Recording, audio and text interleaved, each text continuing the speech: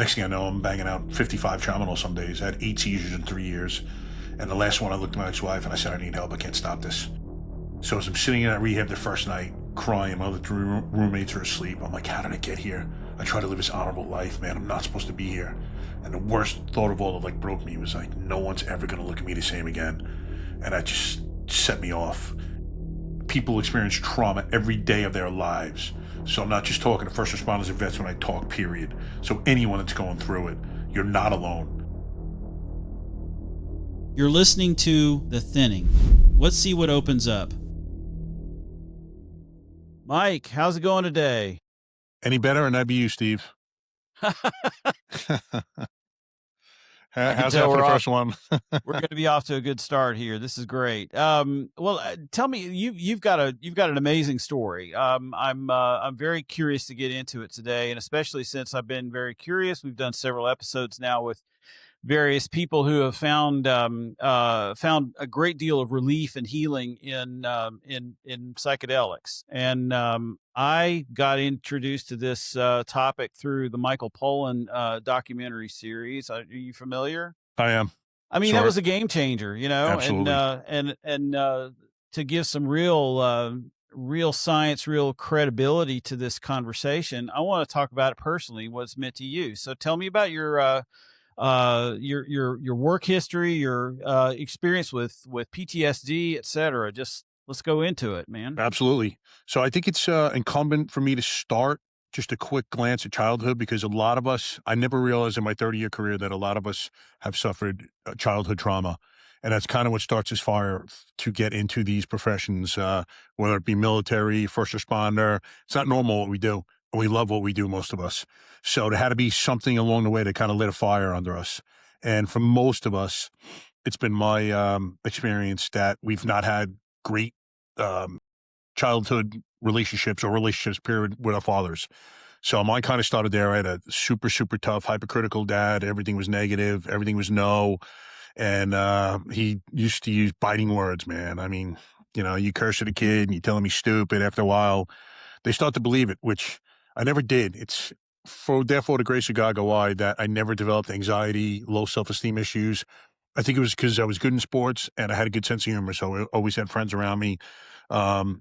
And I was able to kind of deflect the pain. But I remember specifically being in an intersection one night and he was going off on me about something. And I'm like, why does this guy like me? Like, my teachers love me, my coaches love me, my friends' parents love me. This guy doesn't even like me. And I was like, excuse me, my friends, but F that. I'm not listening to him anymore. Everything he says is going in one ear and out the other. And I was like at the age of 12 or 13, self-preservation. So I now go further, graduate college, have an accounting degree. My first day on the job, get into Manhattan, supposed to be excited. I was flat as could be. By noon, I realized that there was no way I was doing this the rest of my life. Went introspective, decided law enforcement was my calling. I wanted to apply with the FBI at the time. This is fall of 91. They were on a federal hiring freeze, so I couldn't do so. A buddy of mine moved down to Atlanta, told me all about it. I said, you know what? I want to leave New York, get some experience. I'll apply with the Atlanta Police Department. Got all the experience I could ever ask for and more. Started with them in August of 93. Worked there for 10 years. Literally the first night out of the academy, I started at 11 p.m. for field training. We're working 11 p to 7 a.m. tour. I was at my first homicide scene by midnight. I was at my second homicide scene by 4 a.m. And it was crazy. The moniker from my precinct, Zone 3, was called Little Vietnam due to the amount of violence. And it was nuts. We were the most violent city in America. I think 4 out of 10 years I was there. Top 3, all 10. And I worked in the most violent city, part of that city. So it was crazy. Like Buford Highway area, I bet. Yeah, Buford Highway's just outside. That's like Doraville. So we're first. I'm familiar with the area, and I've actually done I've done a tour of duty as a chaplain at the Atlanta City Prison Farm. At the prison farm. So you know, I'm a little bit familiar, but just a little. Yeah. Not like you are. Yeah. Your nose wet a little bit. So it was insanity, to be honest with you. And I loved it. Don't get me wrong. I love the job. But as you're stacking up trauma, you don't acknowledge it. You don't even realize it's trauma. You just bury we call it compartmentalizing. You just go on to the next. I remember the first time something really got to me was early 1996. I got a call, 80 case of a unresponsive 11-year-old. So I get there and I hear screaming as I'm approaching the house. I walk in, three women. It was a mother, aunt, grandmother of this child, 11-year-olds laying face up on the living room floor. I touch him. He's cold to the touch. He's obviously dead. He's irretrievably dead. But there's no way I'm sitting there while these women go crazy. So I start CPR. And for anyone that's ever done it, it's exhausting. I was doing it the way it was supposed to be done. I wasn't faking it. And I'm listening while listening to the most visceral cries in my ears from these three women, knowing there's nothing that could bring this kid back and, working this kid. Additionally, as I'm working him, I could hear liquid kind of coming up his windpipe. And I'm like, that should not be there. So I put him on the side. Green liquid pours out of his mouth. I'm like, what the hell is that? Paramedics roll in just as that happens. I look at them like, what the F? So thank God they transported him, or else I would have had to stay at that house with those poor women for 3 or 4 hours while homicide and crime scene came out of process. So we go to the hospital, and I was informed that he died of bacterial meningitis. It's not easily transferable from children to adults, so they just gave me a massive dose of antibiotics and then told me to essentially quarantine for 48 hours. So I went home. I walked across the street to Ansley Park, and I was just sitting there all afternoon being like, man, these women's lives are never going to be the same. Like, I watched it happen, and it just struck me. And I never, I just buried it, didn't deal with it after that. But it was so sad to me. And it's happened probably hundreds of times where I've been in the midst of the most devastatingly intimate moments of other people's lives. Like, I could see their life before Mike and after Mike. It's not like they would ever remember my name, not remember my face.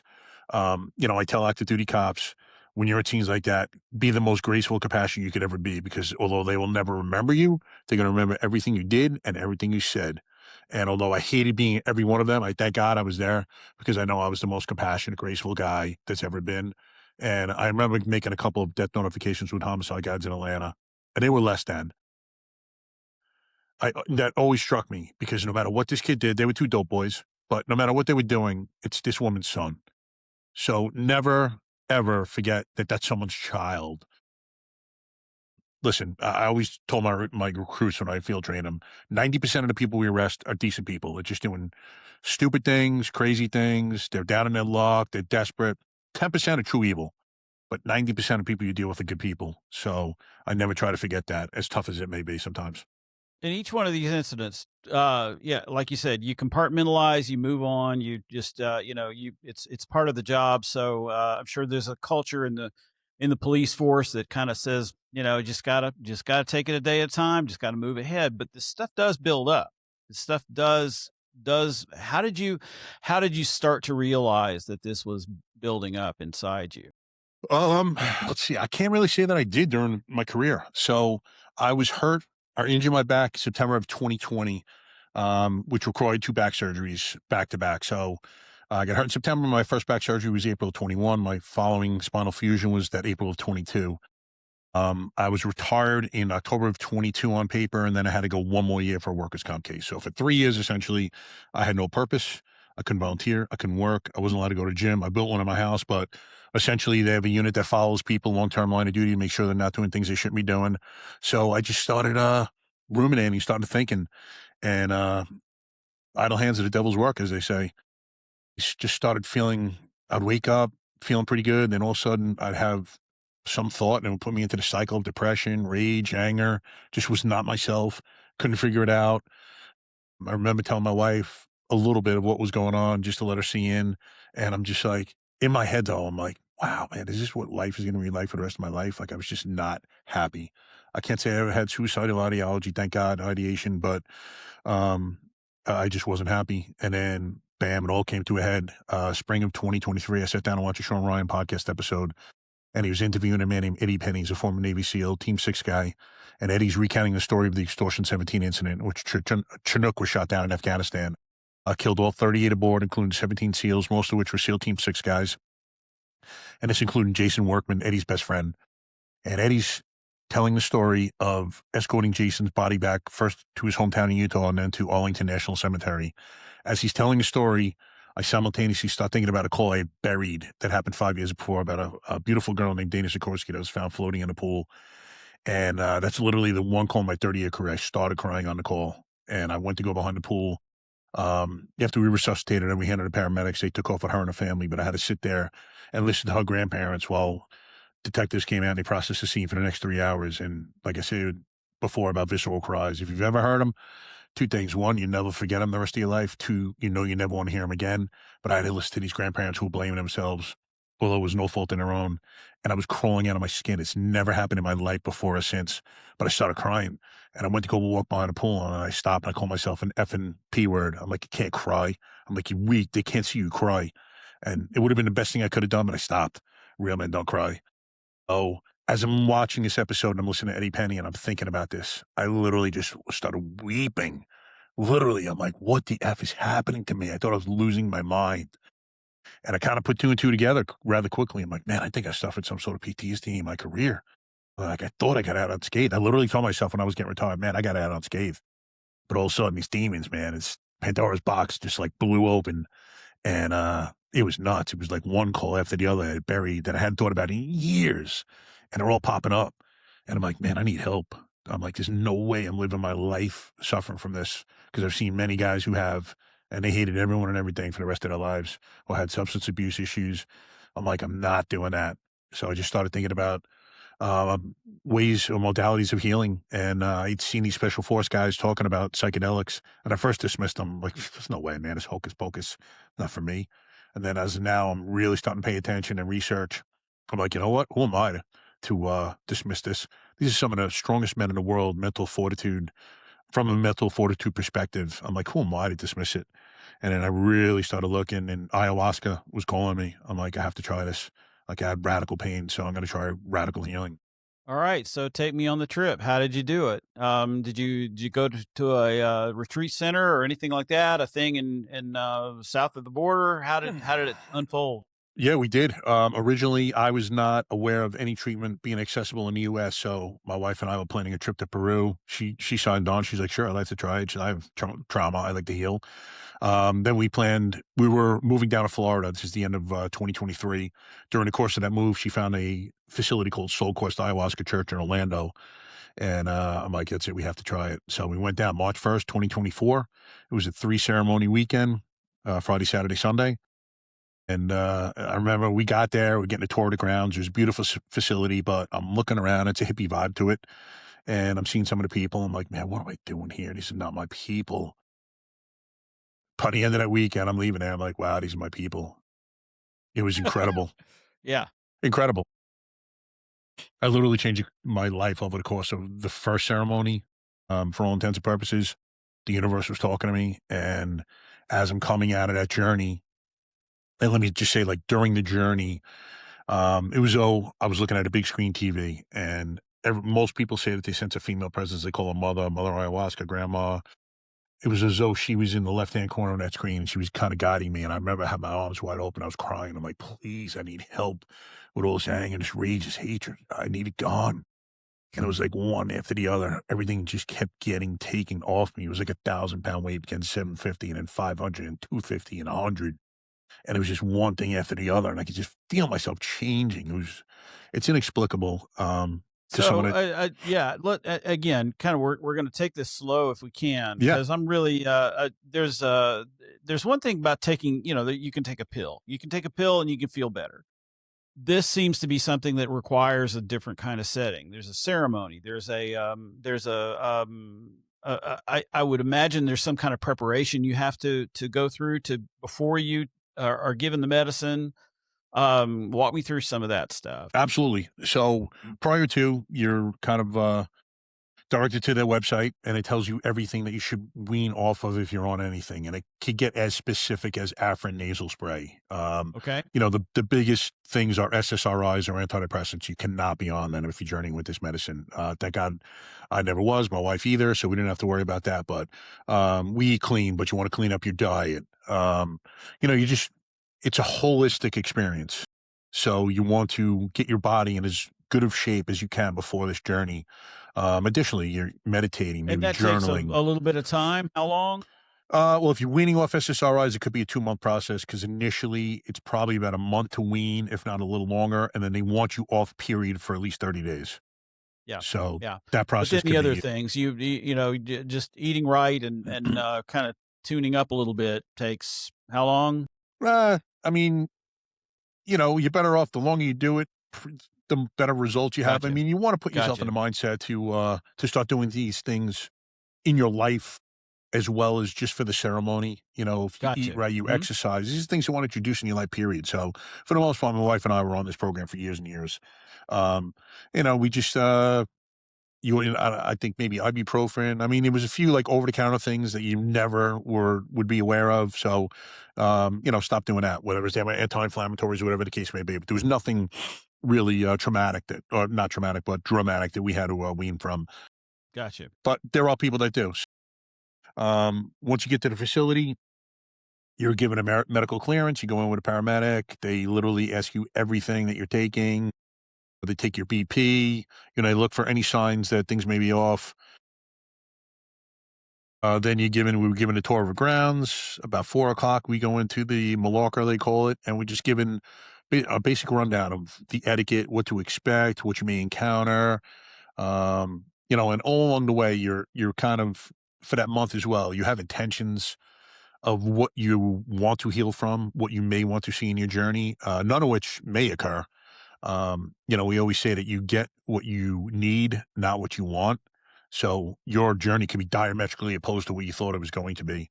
I went in there with no intention, just the intention of healing this pain. I release control. I'm like, whatever's going to happen is going to happen. Because some people fight the medicine. That's why you see a lot of vets, first responders have trouble with it because they want to fight it. They want to be in control. We don't like relinquishing control. I was like, you know what? From what I heard about this stuff, it's a miracle on God's earth. I'm like, I will relinquish. I'm not going to die, so whatever happens past that happens, and I truly did. So we went back to the ceremonial space probably about 6:30. It was just a big yard. It was surrounded in a semicircle with alpine chairs. They had two buildings behind that you can go in and journey if you wanted to go into a quiet place. They had what almost like appeared to be an altar at the front. That's where the facilitators sit. Uh, they do dances, they have sacred prayers. Most of them are dressed up. I mean, it's a beautiful thing. It's very sacred. The medicine is sacred. And, there are people who hear it. First of all, they think it's drugs. It's not drugs. It's plant-based medicine, been used thousands of years. Secondly, you're not getting a euphoric feeling. This is some of the most profound pain you're going to go through possibly in your life to heal. Well, I think that's one of the things that's very famous about ayahuasca, and is that it involves a lot of expulsions from various orifices in our bodies. That's not particularly something you look forward to. Tell me about that. Yes, you're told that you're probably going to expel either oh my god, I'm having a blank on, I don't wanna say throwing up, purging, and essentially that is symbolic of things that no longer serve you. On all my journeys, I don't get nauseous, I'll get like a pit in my stomach and about I don't know, that's when I grab my garbage can, I know what's happening, I'll typically, throw up, I purge 4 or 5 times, and then I set it down, and I'm good for the rest of the ceremony. Some people will have to go to the bathroom. They don't lose control of their bowels, but they'll purge that way. And again, it's symbolic of things that no longer serve you. You don't need them anymore. So, it's not just So unlike general Western medicine, it's an embrace of everything. It's even the good and the bad. It's not just getting rid of the bad or the unpleasant, but it's also an embrace of that spiritually. exactly. It's a Yeah. huge spiritual experience, and it sounds funny for people that, aren't deep spiritually. If they would explain themselves like that, or they would think this is hocus pocus. I I was spiritual. I've since become, so much more profound of a spiritual individual. But yeah, I thought everything about it was beautiful, to be honest with you. And so essentially, when it's time to serve, and initially we were offered hape or rape, which is finely ground up tobacco. It's like snuff. And there's a pipe. It gets put up each of your nostrils, and it's supposed to ground you.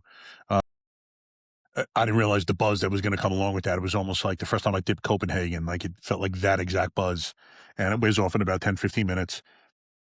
Every time I've done that, I've gone much deeper into my journeys than I've not. I don't really enjoy doing hot too much, but I do it because it's so much deeper of an experience. So, once the hot was served, you called up and, you're given the ayahuasca, and ayahuasca is essentially, 2 vines that are they're boiled together. It's branches from a tree and then another vine. One is the DMT, the other is an MAO inhibitor. So your body is able to process and get the psychedelic effects. And it's just put in a vat, they're boiled down, then boiled down again, again, again until they filter out the impurities and you're left with a juice.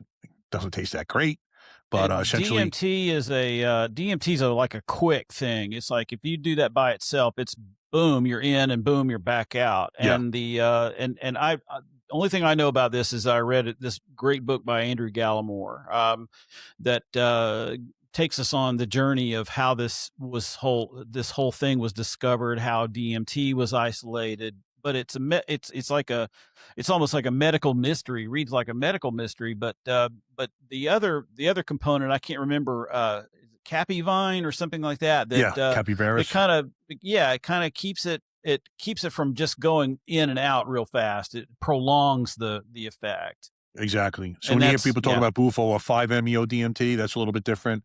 That skyrockets you and then you back down in about 20 minutes. yeah. The effects probably take about, for me, 40, 45 minutes to kick in. Uh, you'll go about 2 hours, they'll offer you a booster, and then most ceremonies last about 4 hours in total.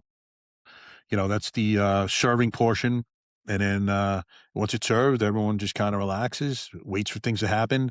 I remember my first journey about 30, 35 minutes in. I'm like, looking at my watch. I'm like, man, this is a waste of time. Nothing's going to happen.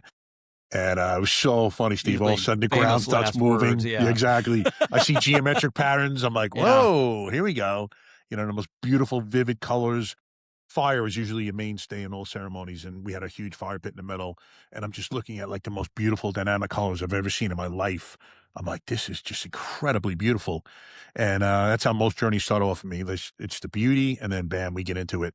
Uh, Mine was again, I had my arms out, mother appeared, and then she kind of took me on this journey. I was asking for things to be released, and she was doing it one after the other. At one point, my father and I always, I mean, we never had a relationship, and if you want to call it a relationship, it was horrendous. So she was bringing him to me in my journey, and as she's doing so, it was weird because there's music in the space, very minimal lighting. There's like landscape lighting going through the trees, but it felt as though the music was getting louder and louder. In reality, it wasn't. It felt like I was under like the brightest Vegas marquee. In reality, I was not. And then all of a sudden, the music hit a crescendo and stopped.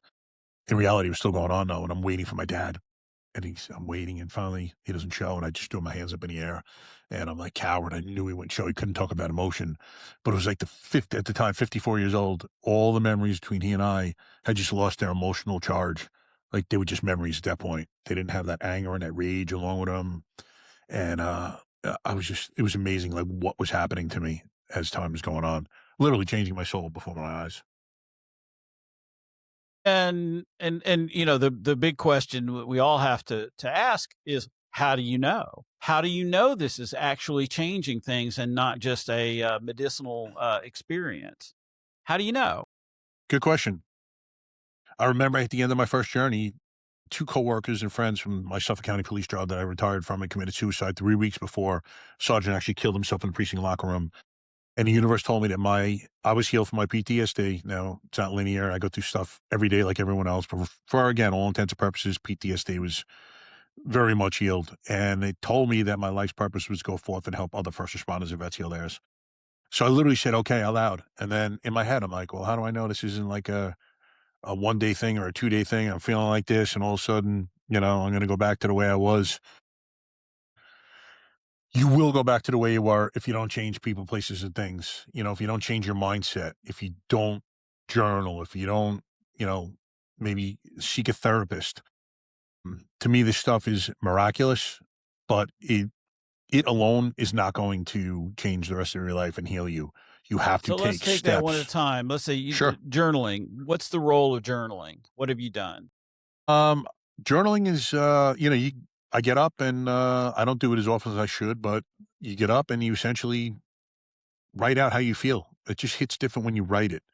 You could think it all you want, but it also as time goes on, you could see how you were doing here. Kind of go from period A, B, and C, and see how your mindset has changed. I mean, I felt like I was healed, but listen, I fell back into some habits of, let's see, my mom had passed away about 3 months later. We were estranged at the time of her death, so I just dealt with it with anger. It was kinda due to my sister, and, there was a lot of hatred involved there, so I was kinda going back into that pool. When I decided that I wanted to make my life about helping others, I was dealing with imposter syndrome every day, like, "Who are you? Like, who's gonna listen to you? What do you have to say that's valuable?" So now, like, journaling and looking back and seeing how you were and seeing how you've evolved and changed as a man, my mindset has now my mindset is, "Yeah, you're you. You've been through everything you've been through for a reason. This so you can help others. Do exactly what Eddie Penny did for you." And I'm not equating myself to Eddie Penny in any way, shape, or form, but that man changed my life because he was vulnerable. And the greatest gift that I've taken away from these meds is, not meds, excuse me, plants, is the ability to become vulnerable. I remember when we got back from that weekend, I did a Facebook Live that Tuesday, and I'm like, "There's gotta be other buddies that are going through it, man. I can't be the only one." And I just 35-minute video, and I told everyone what had been going on. I cried a couple of times, told them about the medicine, and I went back inside and I told my wife, I'm like, "I never would have been able to cry had I not experienced this past weekend, and had I done so, I would have been so embarrassed about crying. It would have been ridiculous." I'm like, "I'm so proud that I was able to cry." And I got 4 calls the next day, 3 from buddies that were going through it, one who had a gun in his mouth in a not too distant past, which blew me away, this specific guy, and how many times we heard that. Not him, then a female friend who was going through it. So, and I helped all 4 of them, and I went back inside after that 4th call, and I told my wife, I'm like, "Man, this is where I'm supposed to be." Um, yeah, it's just I felt it in my soul. I felt everything change, but I had to take the steps to kind of make it come to fruition. It wasn't just going to be that medicine on its own, because I've seen people coming back who've journeyed with this medicine 50, 100 times, and they're still kind of in that victim mentality, in that, depressive cycle. Eventually this medicine alone will never do it. You have to make positive changes. Yeah, I think that's interesting. Do you think it made it, it's a dumb question probably, but do you think it made it easier to make those changes? I mean, how did it, 100%. yeah. I wouldn't have been Um, capable of and, making them. and, um, and you've gone back for, you said, I think you said 3 more times, 2 more times, I've gone back, or so I've journeyed a total of 11 times. It was 3 that okay. first weekend, and mine is 2, really 2 intense there. One is higher consciousness. I mean, I've experienced things and seen things that are going on in this universe that I never thought possible. There's so much going on that we have no idea about. Additionally, I have lingering pain. I still haven't had I love for my mom to kinda come to me in my journey. Never dealt with that. The one thing, I'm speaking to a therapist now. I have the one person in my life I have hatred for is my sister. I have love for everyone else, and, I'm trying. It's weird. In some respects, I don't wanna forgive her, but I'm also trying to forgive her. It only hurts me. She doesn't care. She's a narcissist. She's got no, concern in the world about how I'm feeling and what she's done to me, so it's only hurting me. But you know that narcissism is always caused by that early, and I think a lot about this is that what happens in that first year of your life, before most people we have memories. We can generate memories from the time we're maybe 2.5, but nothing before that. And I know as a parent, my relationship with my kids was locked in hard by 1 year. You know who your child is, they know who you are, they know how to tweak you. You know how to you that relationship is so locked in, but it's at such a precognitive place, and if we don't do that part right as parents, then it will show up later, and it 100%. usually shows up in that narcissistic place. So all of us who are assholes are also injured assholes, Yeah, and that seems to be the one common common thread we have between all of us. Why is this not acceptable? Why is this illegal? Why is this still outside the bounds of any kind of real serious medical treatment? big pharma, We have a money. huge Yeah, we have a huge problem. I have not spent time in the military. My dad was Naval Academy, an aviator. That's my Nice. exposure to military service. I have a dear friend who was a chaplain in the Air Force, signed up right before 9/11, and did 3 tours in Afghanistan. The third one fried him, and I see it in his eyes. His eyes are different, and he struggles. He's finally retired, but he struggles mightily with PTSD, and I just want something to come along that he can do that will set him free. He's haunted by everything that he experienced in Afghanistan. And I want him so badly to find peace, while still staying around the rest of us. That's the big thing. Why can we not move into a modality where this is acceptable? Well, I think we are. I think we're evolving. I think big pharma is the biggest roadblock because they know how effective it is. So, they're going to lobby for these things to stay illegal until they synthesize some sort of version to bring it to market. I don't know whether that be medicines that have non-psychedelic effects that they're going to make for chronic use, or a one-time thing like ayahuasca, but they're going to charge you 10 G's Well, to that's the journey with thing. that Big medicine. pharma loves a pill they can get you started on today and have you buy the rest of your life. They love Exactly. that. It seems to be the only model that they'll accept.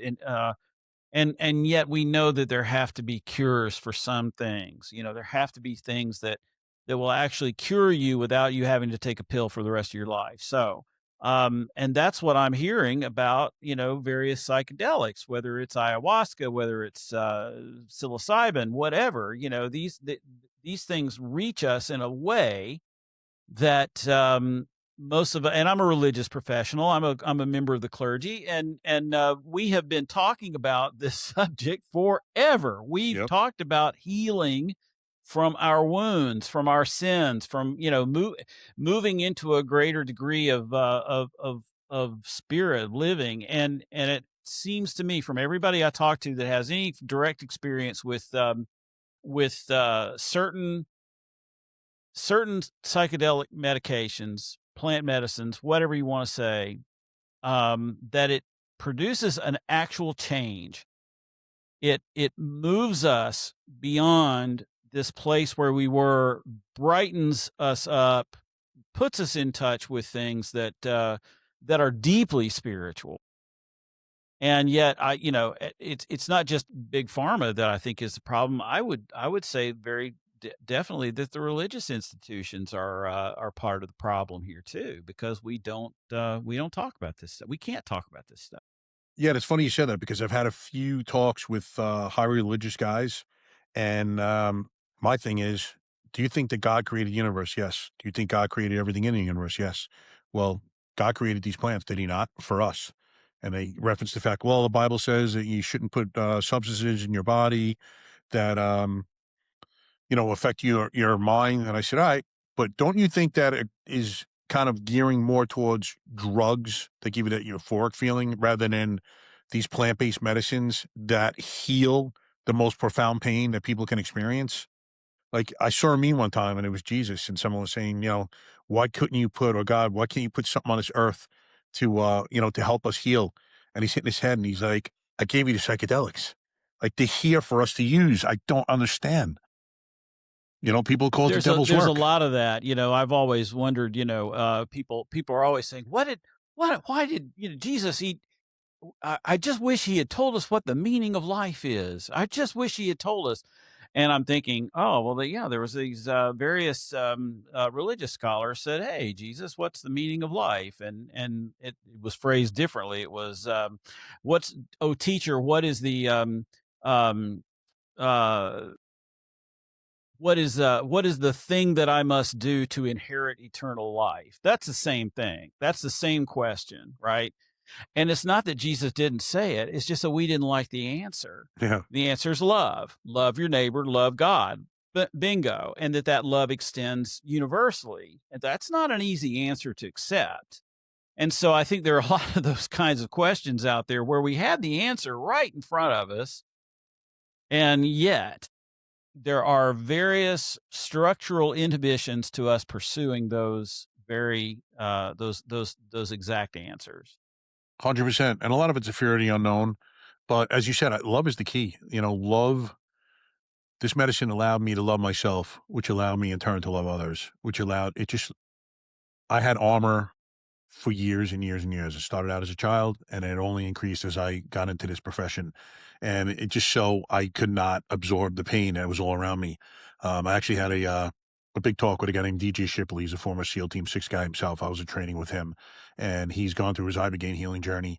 And I said, DJ, no matter, you are one of the most fierce warriors in the world.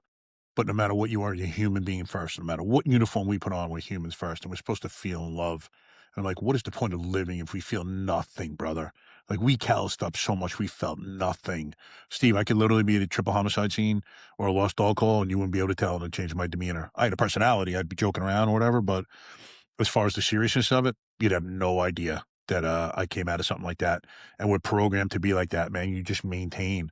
You get on the scene of something crazy, you have to maintain. You can't even think. I don't even think about as weird as it sounds. I don't even think about you as a human as I'm working you. I'm doing CPR. I'm providing medical aid. If I do, then I think you as a father, and there's your kids. And don't want their kids lose their father. No, I can't think of that. I have to think about this thing that I'm working on right now. And unfortunately, that's the way you have to do it. If you talk to anyone in these professions, I guarantee they adopted that same sentiment. So just to kind of put a bow on this a little bit, you experience something that a lot of people experience, which is this, the demands of a profession that is it is the profession is about keeping society together, keeping things together, moving, and not falling apart, not becoming rolling into chaos. By virtue of that work, you injured yourself. I mean, I can't even imagine how a police force might be able to operate any differently, frankly. You just have to keep going. You have to compartmentalize. You have to keep going. Then there reaches this point where you can't do it anymore. There's a breakdown, you retire, you're injured, whatever. And all of that stuff comes back. Then we discover these medicines. We journey off to a place where we experience something that is taking the pain away from us. What's happening? What do you think? Have you ever thought about this in some kind of, I'm a chronic overthinker, I gotta figure it all out, right? Have you overthought this? Have you really stopped to say, like, what is actually going on here inside my brain, outside my brain? What do these experiences tell you about the cosmos that we don't normally take a chance to look at? Great question. And it's really, something I never thought about before. I always try to appreciate the beauty around me, but, it didn't go any deeper than that. Now I've journeyed several times and I've literally had conversations with the universe. I'm not speaking out loud. It's internal, but I have I was told by the universe. I remember one journey, I'm in a room with American Indians and we're gearing up for battle. And someone puts the arrows on my back and someone's putting face paint on me. And I'm like, afterwards, I'm like, what's going on? But the universe was telling me, like, you would have been a warrior whenever you lived. And it was so powerful to me. And it said, I put you through everything for a reason so that you come out and have credibility with these men and women. You look a certain way because that's the way I need you to look. I truly, it no longer became pain. It was things that I had to experience to become the man that I am. I was in rehab in 2012 for an opioid addiction. I've never done another drug, but would smoke weed in high school.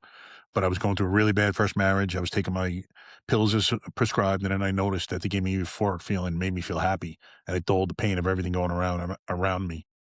Next thing I know, I'm banging out 55 tramadol some days. I had 8 seizures in 3 years, And the last one, I looked at my ex-wife and I said, "I need help. I can't stop this." So as I'm sitting in that rehab the first night, crying, my other 3 roommates are asleep. I'm like, "How did I get here? I try to live this honorable life, man. I'm not supposed to be here." And the worst thought of all that, like, broke me was like, no one's ever gonna look at me the same again. And that just set me off. And I'm here to tell anyone that's watching this, you could be at the lowest in your life, but your life is not ruined.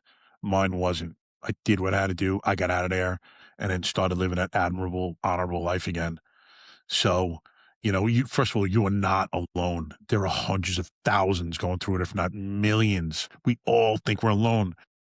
Almost comical, but it's not funny. It's so ironic. Everyone thinks everyone else has it figured out. As David Goggins says, all of us are effed up. It's just the degree to which we let others see into our lives. We're all actors in certain respects, and you only want anyone to see the good. You don't want them to see the bad, and you feel weak telling them that you're not feeling good or you're feeling this, feeling that. It is 100% natural, especially from all the abnormal stimuli you see. It's your body's normal reaction to what you see. And us first responders and vets do not have a patent on pain. People experience trauma every day of their lives. So I'm not just talking to first responders and vets when I talk, period. So anyone that's going through it, you're not alone. There's nothing wrong with you. These are things you must process and heal from because they're abnormal. And you saw something touched your own pain, your own difficulty, and gave you a more expansive view of the universe, you know, God, if you want to use that word, seems to fall short these days for most people. But you were given access to something and 100%. yeah, and it changed your life. I am literally, I say I was reborn in a non-religious sense. It's weird that I've never, on one journey, the altar that I described to you seemed like it was more of a religious, it was more like I was in church and it seemed like there were saints at this altar. So it's the only time I've ever had like a religious affiliation in any of my journeys, which I'm surprised at. So it's been more the universe that's been speaking to me than God himself. I would love to experience a journey with God himself. Well, what is God? Good That's the question. question. Yeah. And a nice little academic definition, I think that would work for at least it has worked for me, is that God is that which is beyond anything else that is. So if the universe is, 13 billion light years across, well, God's bigger than that. God's wider than that. That kind of mental game that I think you can play. I feel like the problem in religion these days is not that, people are worshiping the wrong God. It's just that their God's not big enough. They're not thinking big enough. It's still that little image that they learned in Sunday school when they were kids, and it never grew beyond that. And then we have these experiences that make it uh that expand us, but it's still, is it different? Is it something that that was hidden from us and we weren't taught, or is it just the bigger version of what we tried to learn or try our teachers try to teach us as kids? This is the kind of stuff I wonder about.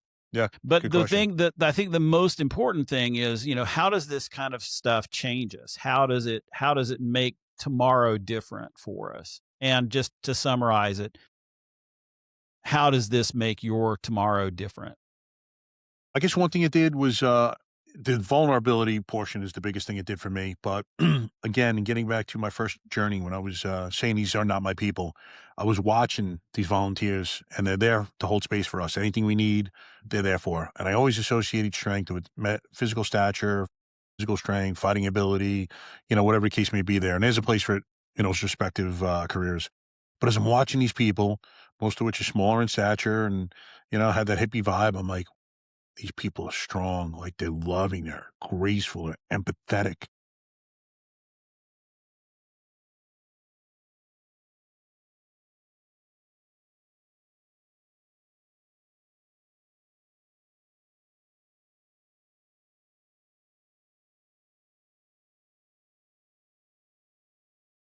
It still gets me sometimes, and I remember saying, like, "I wanna be more like them."